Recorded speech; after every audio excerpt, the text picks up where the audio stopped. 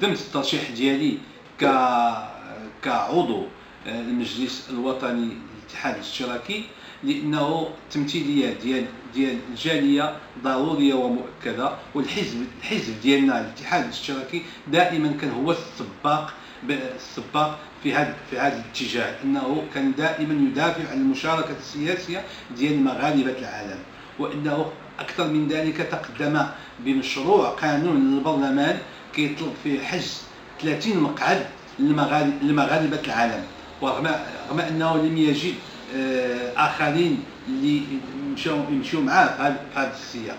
ولهذا اليوم الاتحاد الاشتراكي، حين كنقول الاتحاد الاشتراكي كنقول المناضلين ديال الاتحاد الاشتراكي، وبالضبط الاخوان اعضاء المجلس الوطني، اليوم عندهم فرصه باش ياكدوا ويثبتوا هذا الاتجاه ديال الاتحاد، لانه ديال المشاركه السياسيه، لانه ما يمكنش اننا غادي نقولوا حنا بغينا المشاركه السياسيه ديال مغاربه العالم وفي المكتب السياسي ما تكونش التمثيليه ديال مغاربه العالم. انا متاكد ان الاخوان مقتنعين وان التوجهات ديال الحزب غاديه في هذا الطريق، لانه كنتكلموا على 5 الملايين ديال مغاربه العالم.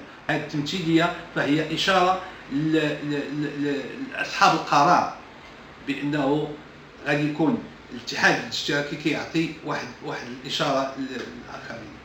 بالنسبه للهيكله ديال التنظيميه ديال الحزب، نقولها بصراحه انها ضعيفه.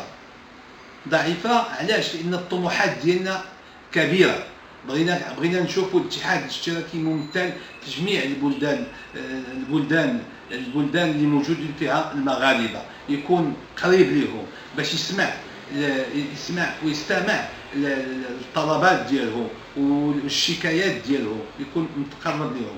لهذا اعاده الهيكله ديال الحزب في اوروبا، وغادي نخدموا عليها ان شاء الله. اذا عطاونا اخواننا الاعضاء المجلس الوطني الثقه ديالهم، غادي نشتغلوا عليها وغادي نقويو وجودنا داخل اوروبا. وجود تمثيليه ديال الجاليه داخل المكتب السياسي غتعطي واحد القوه، لانه الحقيقه هو بالنسبه للحزب هو الحكومه ديال الحزب، هو مقر القرار ديال الحزب. تما كيتاخذوا